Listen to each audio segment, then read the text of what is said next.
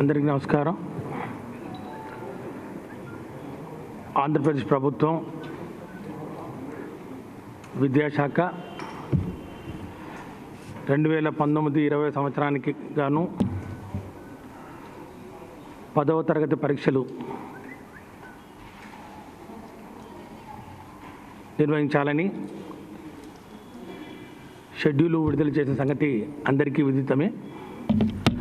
July 10 నుంచి 17 దాకా 10వ తరగతి పరీక్షలు నిర్వహించాలని చెప్పి 2 దఫాలు పోస్ట్పోన్ చేసిన తర్వాత ఫైనల్గా ఈ డేట్ ఇవ్వడం జరిగింది. మనందరికీ తెలుసు ఏ పరిస్థితుల్లో ఈ 10వ తరగతి పరీక్షల నిర్వహణ వాయిదా వేస్తూ వచ్చామో. మార్చిలో జరగవలసిన పరీక్షలు మే తర్వాత జూలైకి రావడానికి ప్రధానమైన కారణం ఈ ప్రపంచాన్ని, యావత్ భారతదేశాన్ని, రాష్ట్రాన్ని పట్టి పీడిస్తున్నటువంటి కరోనా మహమ్మారి ప్రజా జీవితాన్ని అతలాకుతలం చేస్తూ మన దైనందిన కార్యక్రమాలన్నింటినీ చిన్నాభిన్నం చేసిన పరిస్థితి. ఏదేమన్నప్పటికీ 10వ తరగతి పరీక్షలు తప్పనిసరిగా జరపాలని కృత నిశ్చయంతో పాఠశాల విద్యాశాఖ ఎన్నో ముందస్తు ఏర్పాట్లు చేసిన విషయం అందరికీ తెలిసిందే. అందులో భాగంగా ఈ ఆన్లైన్ క్లాస్ వర్క్ ముఖ్యంగా సప్తగిరి ఛానల్ ద్వారా విద్యామృతం అనే కార్యక్రమాన్ని రోజుకు 2 గంటల పాటు టెలికాస్ట్ చేస్తూ, అట్లాగే విద్యా కలశం అని చెప్పి మారుమూల గ్రామీణ ప్రాంతాల్లో ఉన్నటువంటి విద్యార్థులకు ఒకవేళ టీవీ సౌకర్యం లేకపోతే రేడియో ద్వారా బ్రాడ్కాస్టింగ్ చేయాలని చెప్పి FM మరి అట్లాగే ఆల్ ఇండియా రేడియో ద్వారా విద్యా కలశం అనే కార్యక్రమాన్ని తీసుకొచ్చి అదొక 2 గంటల పాటు, ఇంకా కొన్ని పట్టణ ప్రాంతాల్లో ఒకవేళ ఇంటర్నెట్ సౌకర్యం ఉంటే లైవ్ స్ట్రీమింగ్ ద్వారా మరి యూట్యూబ్లో వీటన్నిటినీ పొందుపరుస్తూ ఈ విధంగా అనేకమైన చర్యలు కూడా చేపట్టిన సంగతి అందరికీ విదితమే. ఈ విధంగా విద్యార్థుల్ని పరీక్షల ఆ యొక్క మూడ్ నుంచి డీవియేట్ కాకుండా దాని మీద ఫోకస్ చేస్తూ కొన్ని మార్పులను కూడా, ముఖ్యంగా పరీక్షా విధానంలో కూడా కొన్ని మార్పులను కూడా చేపట్టడం జరిగింది. అది ప్రధానంగా మనకి ఇదివరకు ఉన్నటువంటి 11 పేపర్లు ఏవైతే ఉన్నాయో 11 పేపర్లను 6 పేపర్లకు తగ్గించడం, తద్వారా ముఖ్యంగా విద్యార్థులు ఎవరైతే ఉన్నారో మరి ఈ లాక్డౌన్ నేపథ్యంలో ఇంటికి పరిమితమైపోయి తల్లిదండ్రులు వారిని ఇంటి వద్దనే కట్టడి చేస్తూ మరి ఈ ఆన్లైన్ ద్వారా వారిని పరీక్షలకు సంసిద్ధం చేస్తున్న నేపథ్యంలో తిరిగి వారు పరీక్షల కోసం బయటకు వస్తే ఈ ఎక్స్పోజర్ టైం తగ్గించాలి. ఎందుకంటే స్కూల్ నుంచి పరీక్ష రాసిన తర్వాత ఇంటికి, మరి ఇంటి దగ్గర నుంచి స్కూల్కి వెళ్ళే సమయంలో భౌతిక దూరం పాటించడం, మరి ముఖ్యంగా ఈ యొక్క ట్రాన్స్పోర్ట్ వ్యవస్థలో వారు ఎక్స్పోజ్ అవ్వడం వంటి కారణాల వలన ఈ కోవిడ్ సోకే ప్రమాదం ఉందనే ఆలోచనతో ఈ యొక్క పరీక్షలను కూడా 11 పేపర్ల నుంచి 6 పేపర్లకు తగ్గించడం జరిగింది. ఇక పరీక్షలు నిర్వహించాలంటే ఈ యొక్క సెంటర్స్ కూడా ముఖ్యంగా, ఎందుకంటే ప్రతి క్లాస్ రూమ్లో 12 నుంచి 13 లేక 14 మందికి విద్యార్థుల కన్నా ఎక్కువ ఉండడానికి లేదు. ఎందుకంటే ఈ భౌతిక దూరం పాటించాలంటే అని చెప్పి ఇదివరకు ఉన్నటువంటి 2900 సెంటర్లను సుమారు 40 నుంచి 45% ఆదనంగా పెంచుతూ 4000 పైచిలకు సెంటర్లను కూడా గుర్తించి మరి వాటిని సంసిద్ధం చేయడం జరిగింది. అక్కడ కూడా చేయాల్సినటువంటి ప్రికాషన్స్ ఏవైతే ఉన్నాయో, ముఖ్యంగా మాస్కులు సప్లై చేయడం కానివ్వండి, ఆ యొక్క ప్రాంతాన్నింటినీ శానిటైజేషన్ చేయడం కానివ్వండి, పరీక్ష సమయాల్లో శానిటైజర్స్ వాడడం కానివ్వండి, ప్రశ్నాపత్రాలు మరి తాకడం వంటివి జరుగుతున్న నేపథ్యంలో ఆ యొక్క పనుల్లో ఉన్నటువంటి అధ్యాపకులు, అధ్యాపకేతర సిబ్బందికి గ్లౌజు, మరి ముఖ్యంగా విద్యార్థుల్ని ఈ యొక్క థర్మల్ టెస్టింగ్ ఎక్విప్మెంటు ఇవన్నీ ఏర్పాటు చేయాలని చెప్పి ఆదేశాలు కూడా జారీ చేయడం జరిగింది. అదే పని మీద విద్యాశాఖ అధికారులు కూడా క్షేత్రస్థాయి నుంచి కూడా ఈ పనిలో పూర్తిగా నిమగ్నమై ఉన్నారనే సంగతి కూడా నేను మనవి చేస్తూ ఉన్నాను. ఇక చివరి ప్రయత్నంగా 15వ తారీఖున 15 జూన్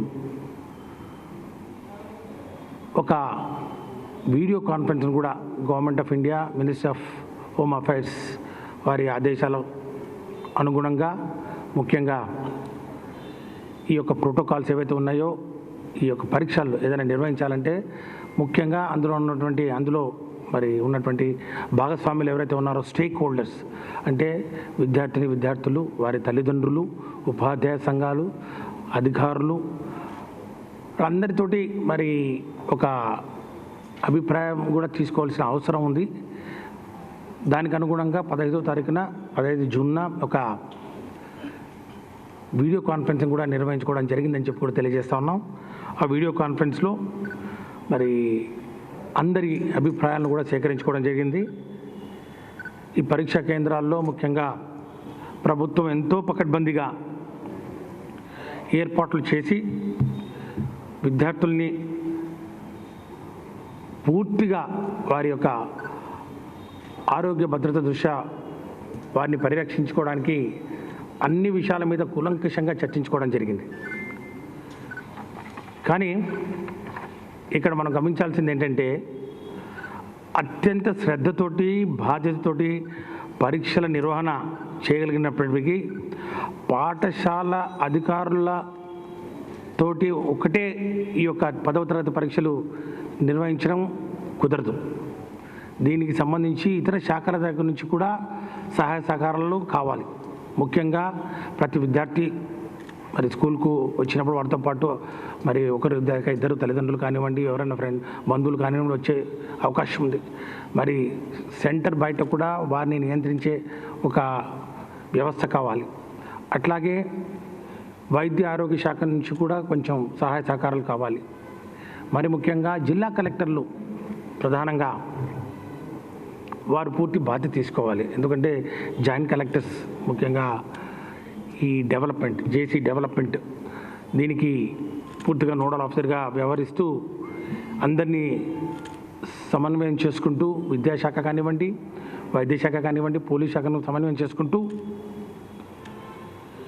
ఈ యొక్క పరీక్షల నిర్వహణ ఏదైతే వారం రోజుల పాటు జరుగుతుందో దాన్ని పర్యవేక్షిస్తూ ఈ పరీక్షలను నిర్వహించాల్సిన అవసరం ఉంది.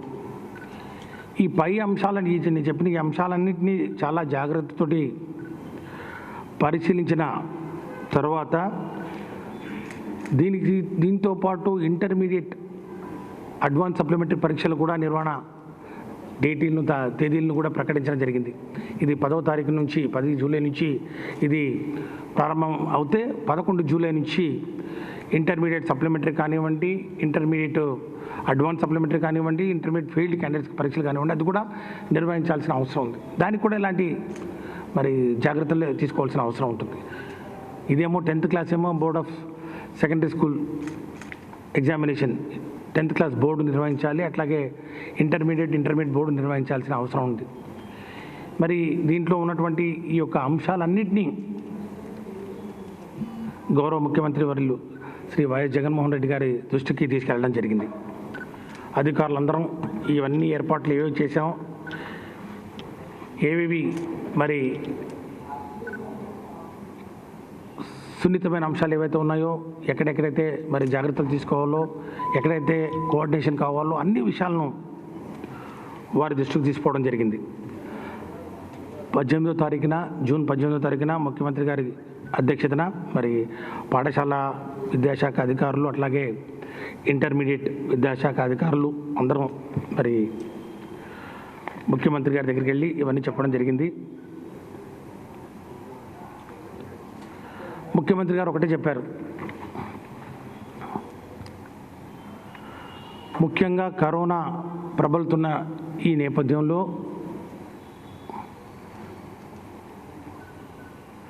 ఏ ఒక్క తల్లి కూడా తన బిడ్డ ఆరోగ్యం గురించి ఆందోళన చెందిన అవసరం లేకుండా విద్యార్థులందరినీ పరీక్షలతో నిమిత్తం లేకుండా ఏ విధంగా ఈ యొక్క ఇంటర్మీడియట్ పరీక్షల్ని గట్టెక్కించాలని ఒక ఆలోచనతో వారు కరోనా నేపథ్యంలో ప్రస్తుతం ఉన్న పరిస్థితుల్లో రానున్న పరిస్థితులను దృష్టిలో పెట్టుకొని పిల్లల ఆరోగ్య భద్రతను ప్రధానంగా దృష్టిలో పెట్టుకొని మరి ముఖ్యమంత్రి గారు 10వ తరగతి పరీక్షలు ఏవైతే ఉన్నాయో జూన్ 10 నుంచి 17 దాకా జరపవలసిన 10వ తరగతి పరీక్షలను రద్దు చేస్తూ నిర్ణయం తీసుకోవడం జరిగిందని చెప్పి తెలియజేస్తా ఉన్నాం. ఎందుకంటే ఇక్కడ ఏ ఒక్క విద్యార్థి కూడా ఈ యొక్క కరోనా బారిన పడకుండా కాపాడాల్సిన బాధ్యత ప్రభుత్వం మీద ఉంది. మనం ఎన్ని ఏర్పాట్లు చేసినా కూడా చివరికి ఈ యొక్క విద్యార్థులు బయటకు వచ్చినప్పుడు ఉన్న పరిస్థితులు ఏవైతే ఉన్నాయో అవి మన చేతిలో ఉండమని చెప్పి వారు భావించడం జరిగింది. ఈ యొక్క ప్రయత్నాలు ముఖ్యంగా పరీక్షలు నిర్వహించడానికి చేసిన ప్రయత్నాలు విద్యాశాఖ అన్ని దారులు పూర్తిగా ఎక్స్ప్లోర్ చేసిన తర్వాత కూడా పరీక్షలు రద్దుకు దారితీసిన పరిణామాలు మీ ముందు ఉంచుతా ఉన్నాను. రోజు రోజుకు పెరుగుతున్న కరోనా కేసులు కావచ్చు, రాబోయే రోజుల్లో ఇంకా కేసులు పెరుగుతాయనే వివిధ సర్వేలు చెప్తున్న పరిస్థితి. పరీక్షలు నిర్వహణ ఏర్పాట్లు, కోవిడ్ నివారణ చర్యలు చేపట్టేందుకు ఇప్పుడున్న పరిస్థితుల దృష్ట్యా అన్ని శాఖల అధికారులు, సిబ్బంది సమన్వయం చేసుకొని ముందుకు పోవడం ఇబ్బందికరం. రోజు రోజుకు కంటోన్మెంట్ జోన్లు పెరుగుతుండడం, ఇలాంటి కారణాలు చాలా వరకు పరీక్షల రద్దుకు వైపు దారి తీశాయని చెప్పి కూడా తెలియజేస్తా ఉన్నాం.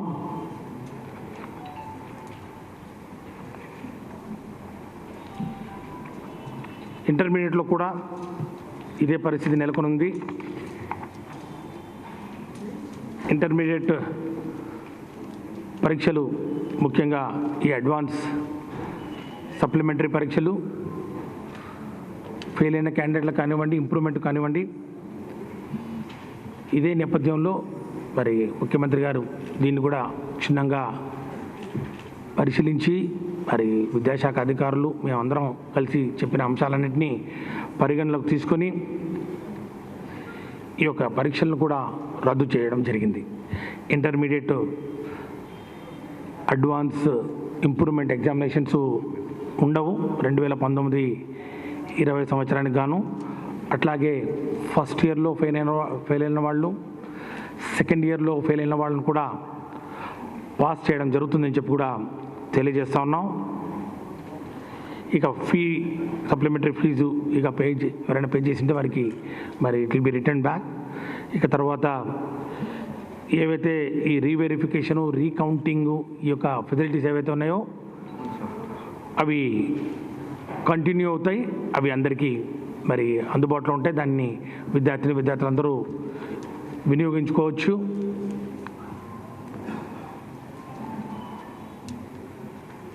ఈ యొక్క పరీక్షలు ముఖ్యంగా 10వ తరగతి పరీక్షలంటే ఒక టర్నింగ్ పాయింట్.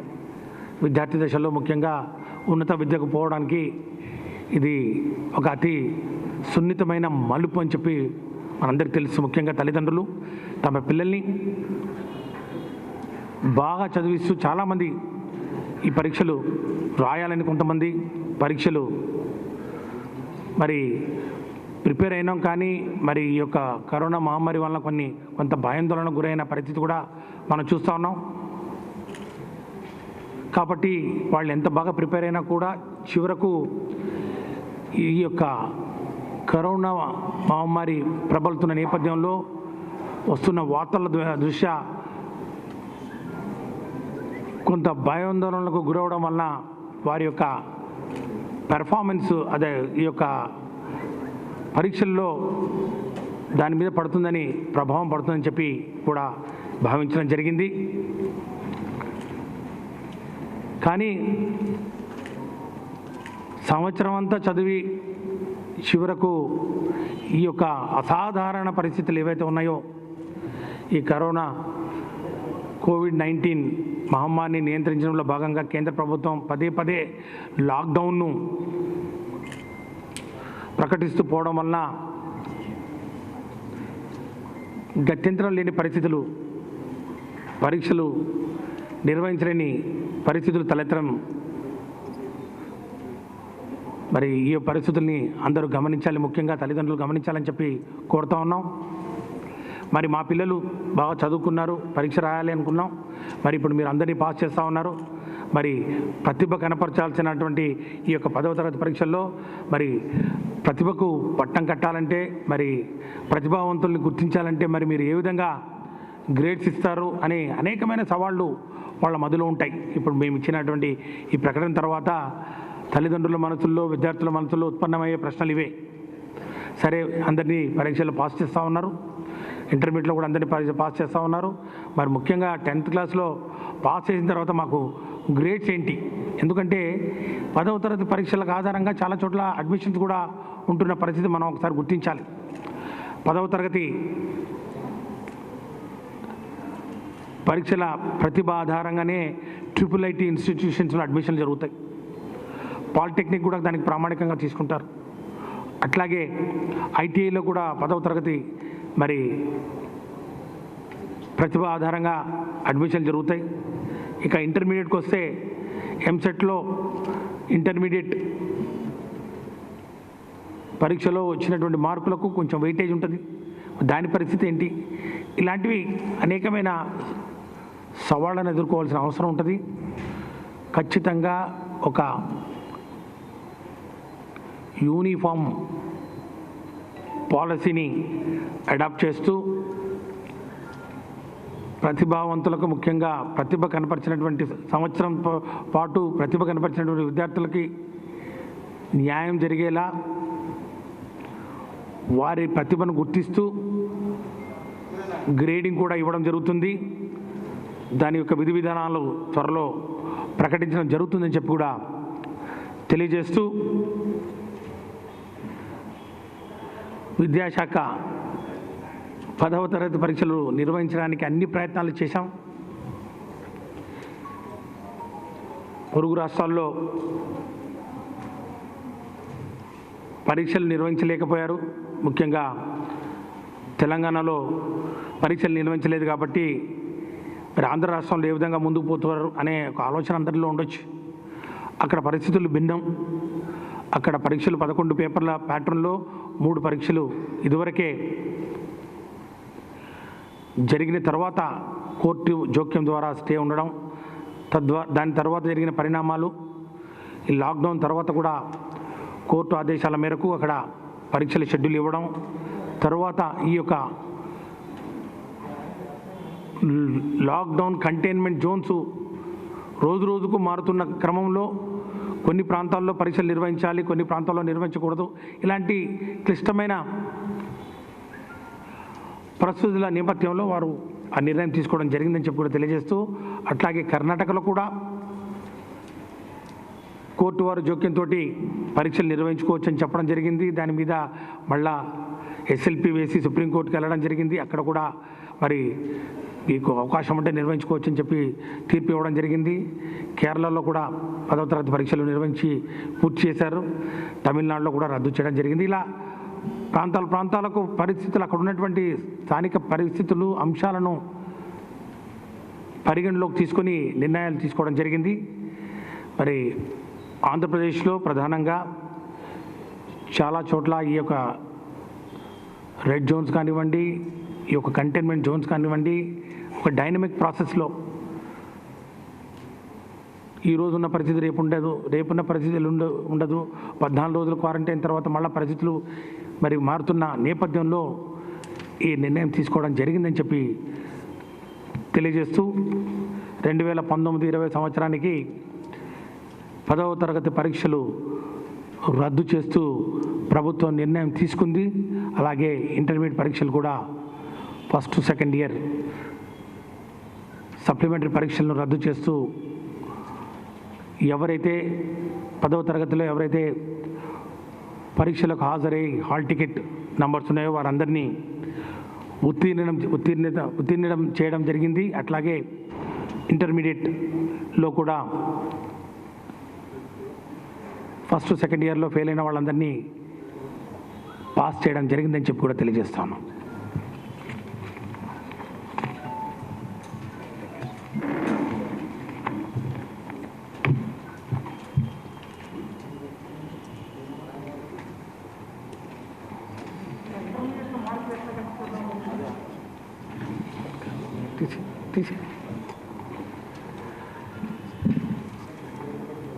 ఇంటర్మీడియట్లో కలిపేది ఉండదు, అందరినీ పాస్ చేయడం జరుగుతుంది. ఆ పాస్ చేసిన వాళ్ళని ముఖ్యంగా ముందు పాస్ అయిన వాళ్ళకు, తర్వాత పాస్ అయిన వాళ్ళకు కంపార్ట్మెంటల్ అనే ఒక క్యాడర్, ఒక మార్క్స్ మెమోలో దాన్ని స్పెసిఫిక్గా చెప్పడం జరుగుతుంది.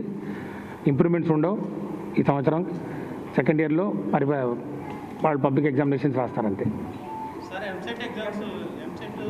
ఎంసెట్ ఎగ్జామ్ ఇప్పటి వరకు జూలై 27 డేట్స్ ఏవైతే ఇవ్వడం జరిగిందో, ఈ హైయర్ ఎడ్యుకేషన్ కౌన్సిల్ ఇదివరకే అన్ని common entrance test examination schedule ప్రకటించడం జరిగింది. ఈరోజు వరకు ఆ ఎగ్జామ్స్ యాజ్ పర్ షెడ్యూల్ నిర్వహించుకోవడం జరుగుతుందని చెప్పి తెలియజేస్తాం. వాటన్నిటికీ కూడా షెడ్యూల్ రెడీ అయింది. 1-2 రోజుల్లో షెడ్యూల్ కూడా విడుదల చేస్తాం. అకాడమిక్ క్యాలెండర్ మొత్తం హైయర్ ఎడ్యుకేషన్ అకాడమిక్ క్యాలెండర్ కూడా అప్రూవ్ చేయడం జరిగింది. త్వరలోనే 1-2 రోజుల్లో ఆ షెడ్యూల్ మొత్తం ఎగ్జామ్ షెడ్యూల్ కూడా ఇవ్వడం జరుగుతుంది.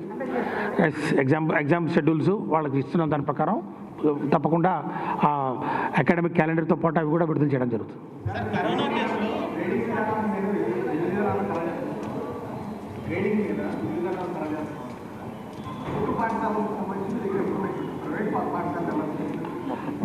మొత్తం సమాచారం అది యాప్, అదొక సాఫ్ట్వేర్ ఉంది. సాఫ్ట్వేర్లో అది ఫార్మేటివ్ అసెస్మెంట్ 1 అవన్నీ ఇంతకుముందు నుంచే ఉన్నాయి. ఫార్మేటివ్ అసెస్మెంట్ ఆ డేటా అంతా ఎంటర్ చేసి ఉంది ముందే.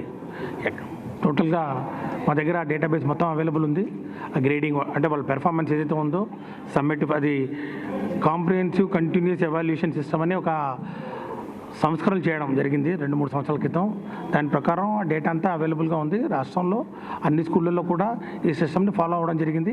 ఆ సమాచారం మేము సేకరించుకోవడం జరిగింది. ఇప్పటివరకైతే గౌరవ ముఖ్యమంత్రి గారు మరి స్కూల్ పాఠశాలకు ఆగస్టు 3 నుంచి విద్యా సంవత్సరం ప్రారంభం అవుతుందని చెప్పడం జరిగింది. తర్వాత మళ్ళీ చూస్తాం. ఈ రోజుకు మాత్రం అదే.